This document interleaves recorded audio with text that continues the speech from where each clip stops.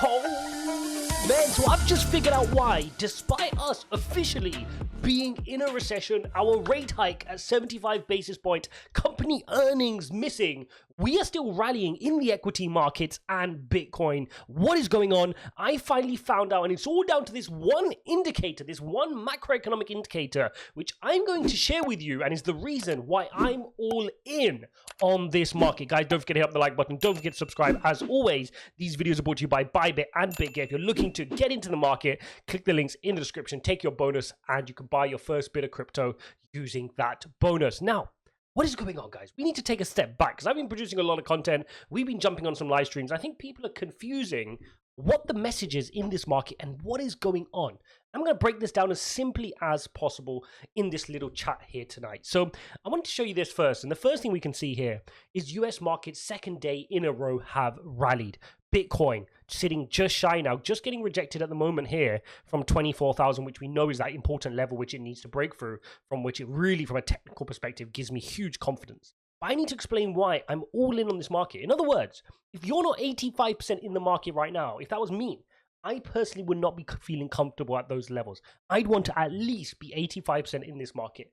Now, yes, I'm going to caveat that by saying I personally, still from looking at on-chain and a few other bits, and we're going to do a deep dive into the on-chain metrics tomorrow morning, so make sure you hit up the like button and you've subscribed. But I still think we could potentially wick down. And for that reason, I want to leave 10, 12% to buy the dip on that. But I'm happy if that never happens. That's the position I'm in. So this video is made for those people who are sitting there on the sidelines and saying, you know, we're going to head back to 17,000. We're going to head back to 19 and 18. I'm going to accumulate then. That opportunity may never come. If I was not in the market, I'll repeat, 85% in the market right now, I would feel very uncomfortable, because if you've been around Bitcoin in previous bull runs and bear markets, you know how quickly this can reverse and how quickly Bitcoin can run to the upside. So yes, the structures in the chart still suggest the bears are in control. This one factor, which I'm going to share with you, could be the reason that we are ready to start moving slightly to the upside. So let's take a quick look at what I'm referring to. And what I'm referring to is a tool you've all seen before. It's the Fed Rate Monitor tool. But specifically, look at the next meeting, the next FOMC meeting, September the 21st. Okay, about 7-8 weeks away. The market has clearly told us what they're doing.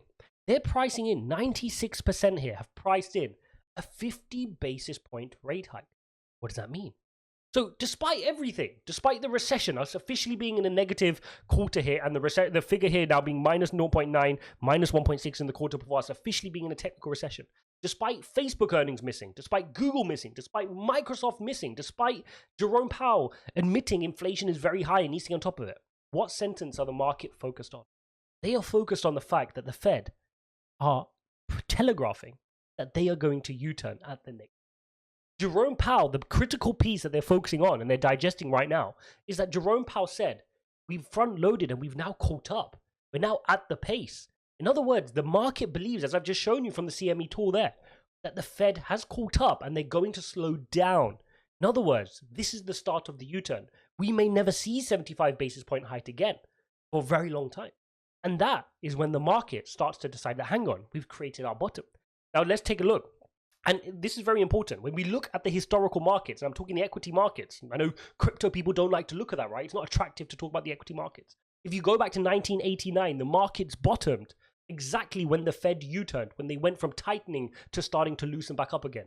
In 2003, exactly the same. In 2009, the same. In 2018, recession, the same. And during COVID in 2020, it was exactly the same. The bottom came when the Fed decided to U-turn. And that is what we're seeing right now. We're seeing that U-turn really start to play out. And that is what the markets are betting on. That is why 2 days in a row, we have seen the markets rally. Despite all the odds, despite all the other indicators, they've put that to the side and said, no, we're going to ignore everything else. Because there's two things on our side. One is the what I've just shared with you there. And the second is the fact that we've got a strong labor market. If you watch my video from earlier today, I gave the statements from the CEO of MasterCard. Visa also had blowout earnings. People are still spending. Saving rates are high. Employment is still good. Wages are still rising. And that is what makes this recession perhaps just a paper recession. And that is what the market is betting on. So with that landscape, it would be irresponsible for me to not be in the market 85%. I'm in the market. Rotate to the downside, 17,000, 15,000. It's okay. I've got 10 to 12% ready to buy that dip and ladder more in. We rotate to the upside, I'm good. I've got enough in the market that I'm ready to run back up if we head back up. Okay, so this is a message for all those people who are waiting, waiting for that 18,512 to enter the market. You will never get the price points that you're waiting for. Okay, this is not binary. The markets are not binary. They're very nuanced, and you need to understand those nuances. And if you're going to have the regret now that Bitcoin runs to 30 and you're not in the market, you need to ask yourself, what do you need to do? Right? Is it worth you waiting for Bitcoin to hit 19,900 one last time, which maybe it will, right? For you to not be in the market and miss the upside if we didn't touch that and just ran to the moon. And anybody telling you who knows exactly where that bottom is and where we're going to wick to and when are we going to run up, they're all chatting rubbish, right? They're all lying to you. The reality is we need to be prepared for both instances. That's the best way, not financial advice, that I think should be doing that.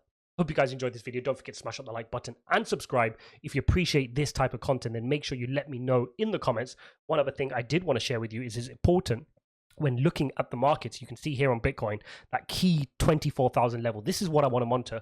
Maybe even by the time I've uploaded this video, maybe we've pushed through 24,000, or maybe we're going to get rejected like we're doing right now. If I head on over to the hourly, you can see pretty much what's happening here. We went and touched 24,000 and got rejected again. This is the second time we're getting rejected from this key level. You can see that happened previously on the 20th of July, and now 8 days later, we're going to test that. That level's really, really critical for us, guys. It will give us the flip on our daily EMA ribbon and can suggest from a technical perspective we're ready for a big move up to the 28, 29, 30 range, which would be a really good trade to take. You guys can do that using BYBIT or BitGet or OKX. All three exchanges I use, links in the description. Thanks for watching, guys. Don't forget to smash up the likes. Don't forget to watch this video here, and I'll see you in the next one.